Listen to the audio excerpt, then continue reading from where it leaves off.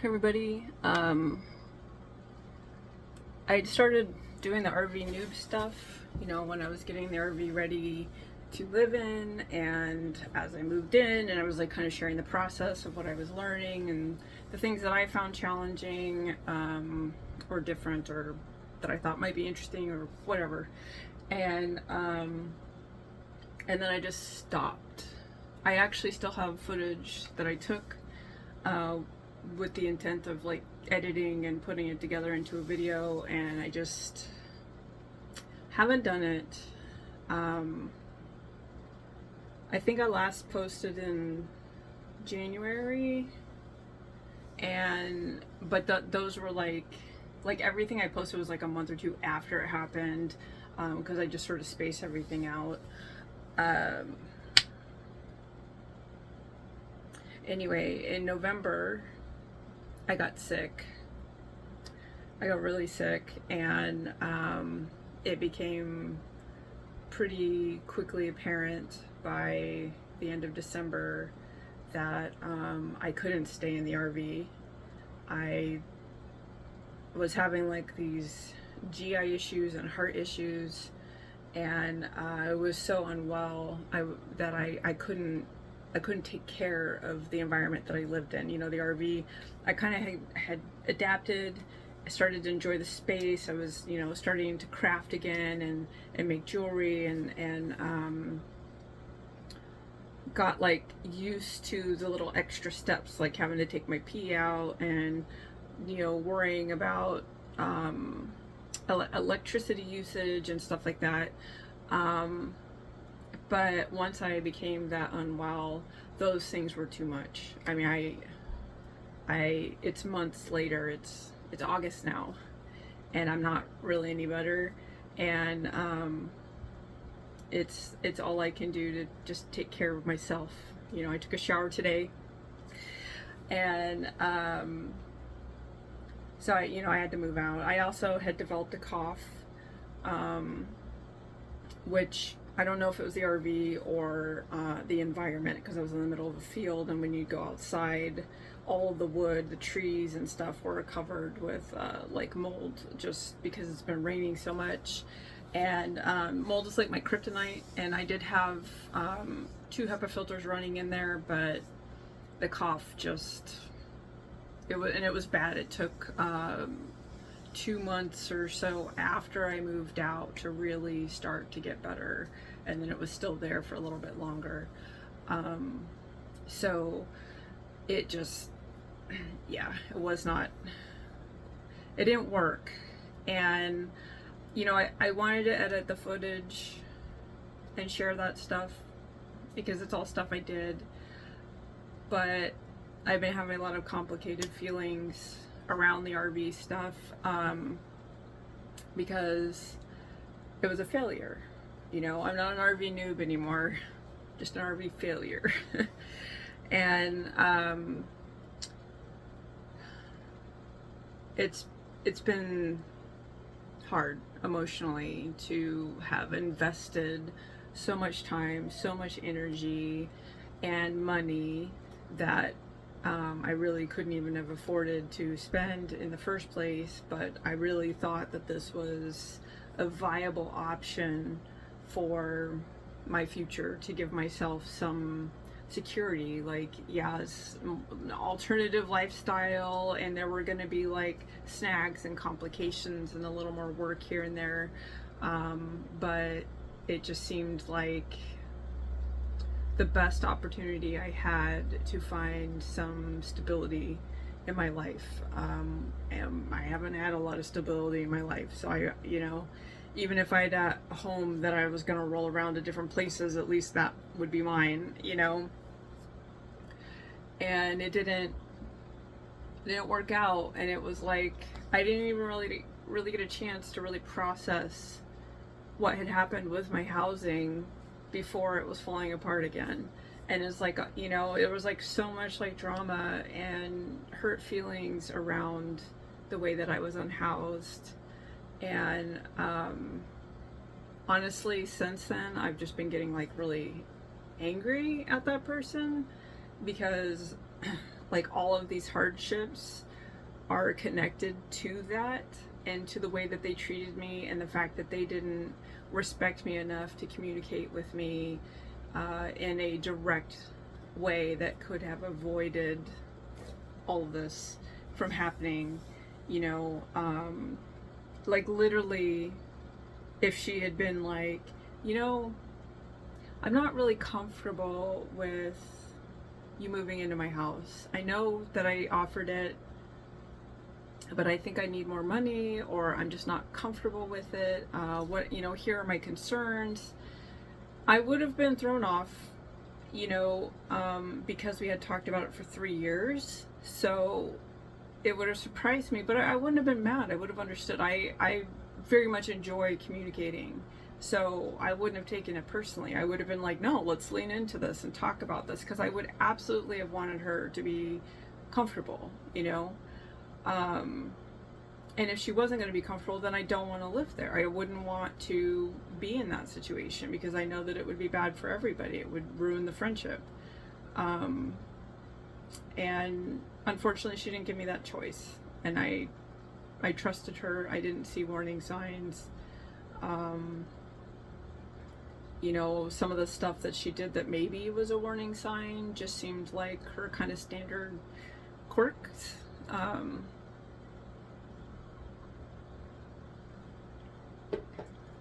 Like, she'd always been very emotionally charged about things, so it just kind of seemed normal. But yeah, you know, it's that it didn't end with that. You know, it's like I moved out of the RV and I moved back in with my ex. We stayed friends, so there's no like hard feelings there or whatever. And that became a thing because the landlord doesn't like me, and the landlord is his brother, so you know. And he started setting boundaries and standing up for himself, and so his family thinks I'm the bad guy because of the fact that he did that, even though he did. I never told him to do that stuff. Like, I just told him he deserved the results of that stuff, you know.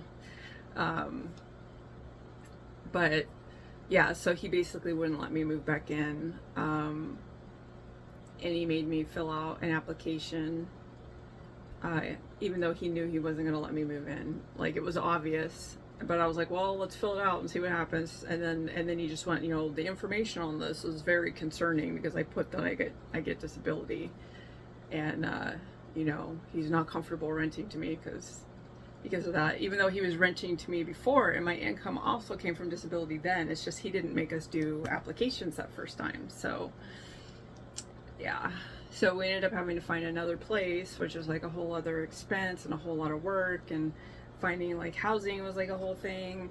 And then when we started applying for places, you know, I have to get references, and so I did put the friend, and I just figured she wouldn't really want to deal with it, so she would just confirm that I had lived there for those dates and not get involved.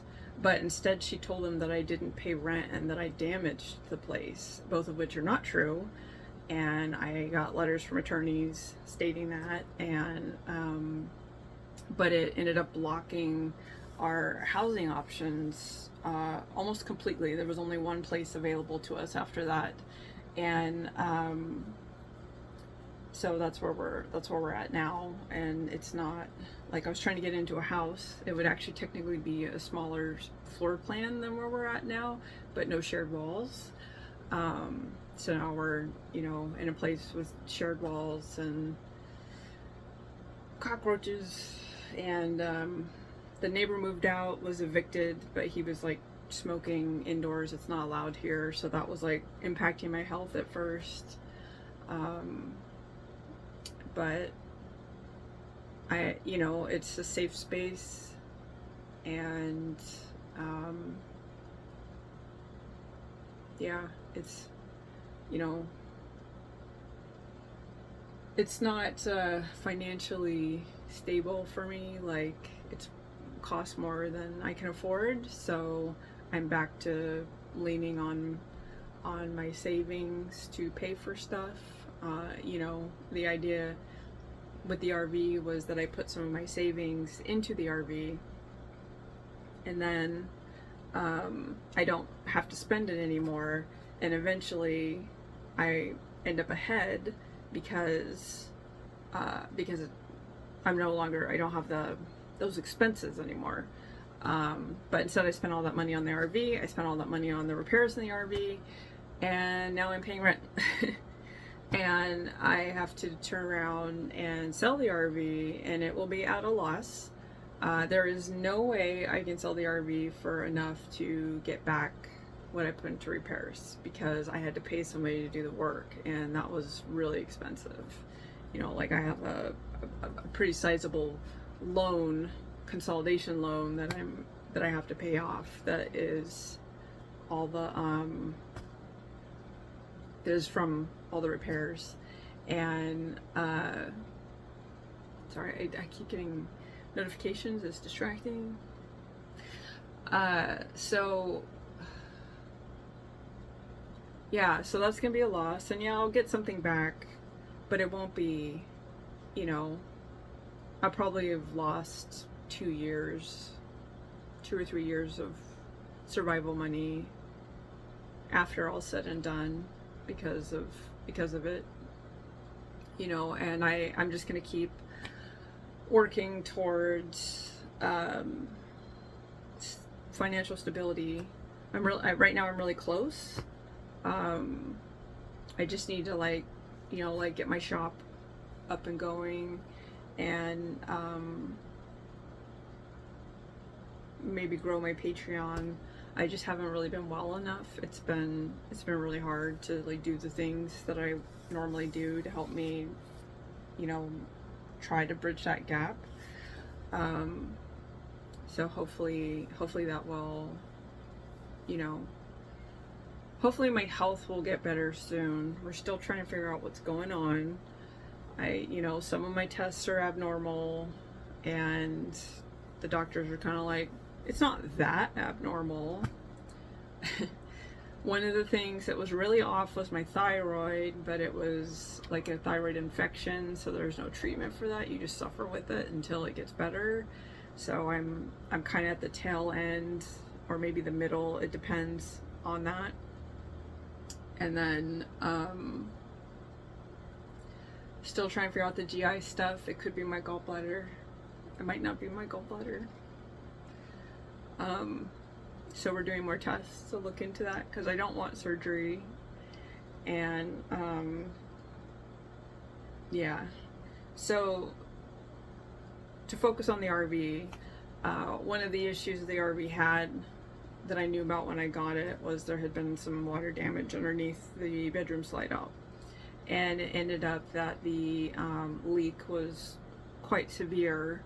And I guess just because she didn't ever really park it in the rain with the slide out, the damage was not as bad as it could have been. So with me having it out and stuff, it was really noticeable. And it seems like the leak wasn't coming from up above, it was coming at the bottom of basically the floor of the slide out. Oh, stop texting, so many texts. Like, it's so quiet. I literally had no notifications for like 3 hours, and I start recording, and like everybody's like, hey, by the way. It's a thing. Like, people, it's like when you go to the grocery store or like the ice cream shop or something, and you get in line, there's only like one person ahead of you, and then by the time you go to do the order, there's like 20 people behind you. There's like an ebb and flow type thing with that stuff.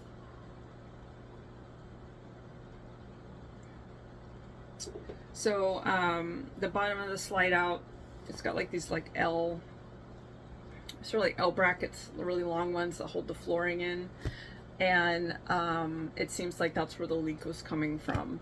And you know, when I did all this like research and reading about how to seal up an RV and stuff, that was never mentioned. It was basically like seal all of the seams. So we did seal all of the seams, but it wasn't like sealed well inside there, and so it could get in like behind the slide out seals and stuff like that.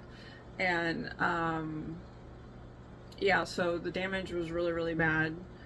And my son pulled all of that out and replaced it, so it's now fixed. That's not, you know, like the wood had molded, it was pretty bad, and all of that has been repaired, which is amazing. And because I could not with good conscience like sell the RV knowing that it had that issue.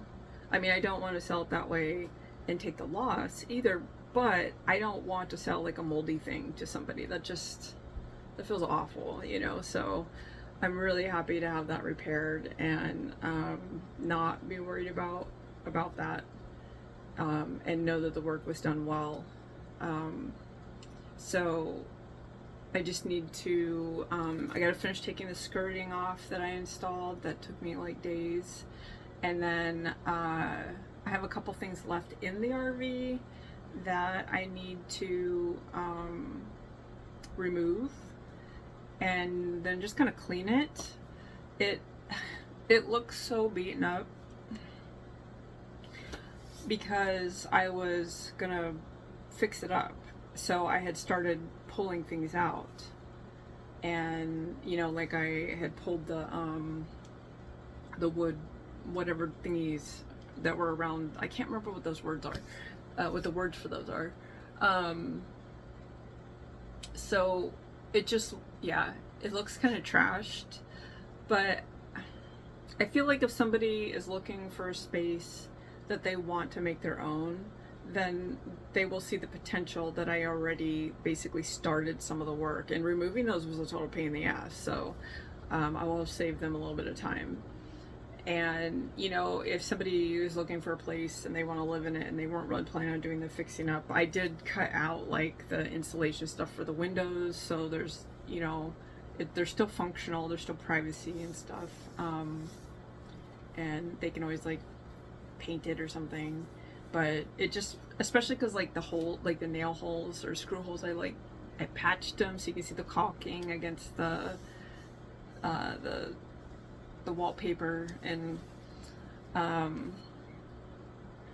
so yeah, I'm gonna clean it, but I know it's not gonna show super well, and I have to hope that that all of the work that got put into it, the solar, the new batteries, and the water heater, and all of that will show well, and make somebody be like, hey, I want to invest in this. And hopefully it won't take me 2 years to sell it, because the batteries have a 5-year shelf life, so I would like to sell it while the batteries are still super happy and healthy and, you know, useful.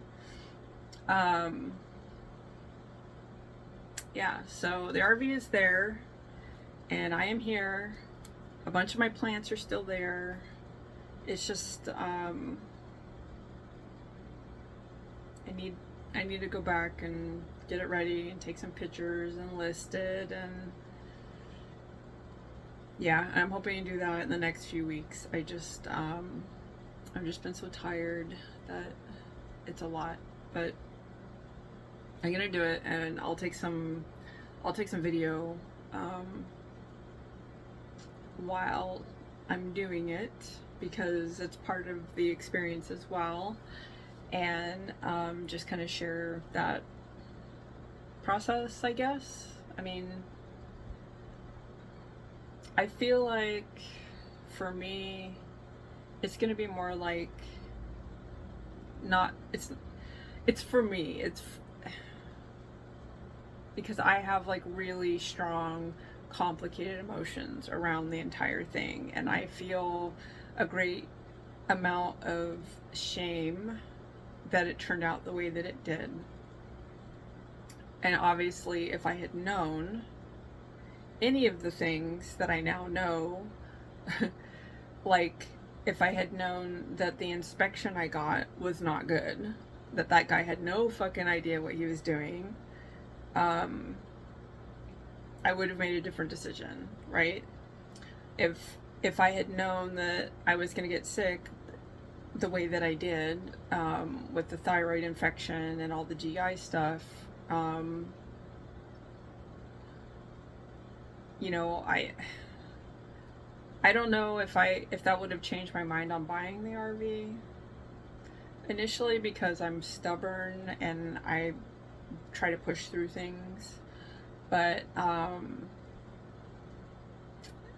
if I had known, you know, that basically if I'd known the inspection wasn't good, that would have been enough for me. Also, if I had known that there were as many issues in general, like there are a couple of issues that even if someone had just been like, that's all redundant. I'm just babbling. It's redundant. I'm uncomfortable emotionally, and so my brain is going blah, blah, blah, blah. But yeah, so, you know, I thought, you know, I would talk about it and I'll start sharing the like process, and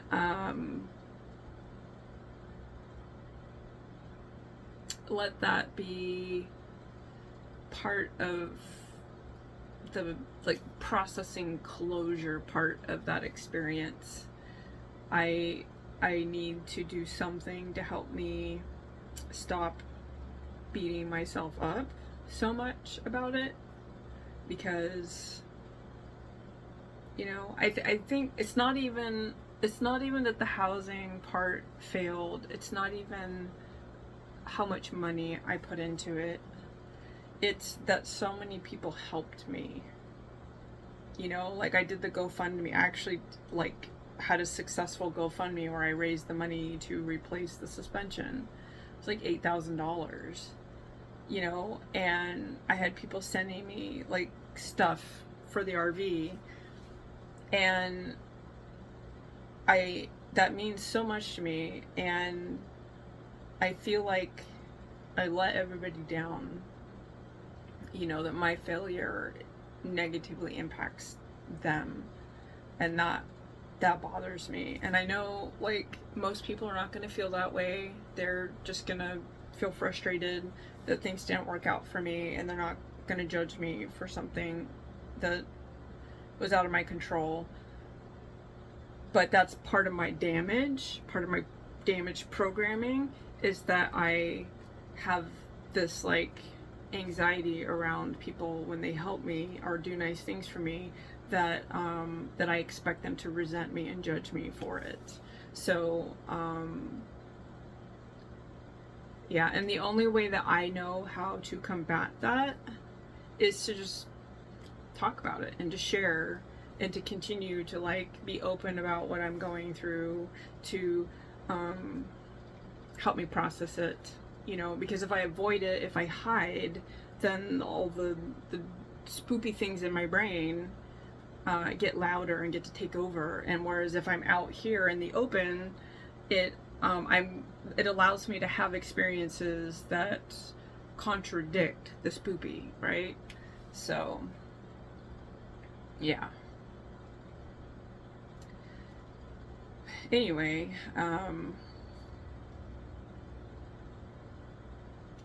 I figured I'd record something, post it up, and kind of add it in, and it will help motivate me to start working on the other footage, and just kind of let people know that what was going on. I don't think anyone was particularly following this series, but at least it'll be there, you know.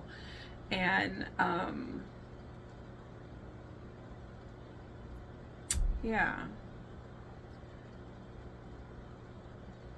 that's all.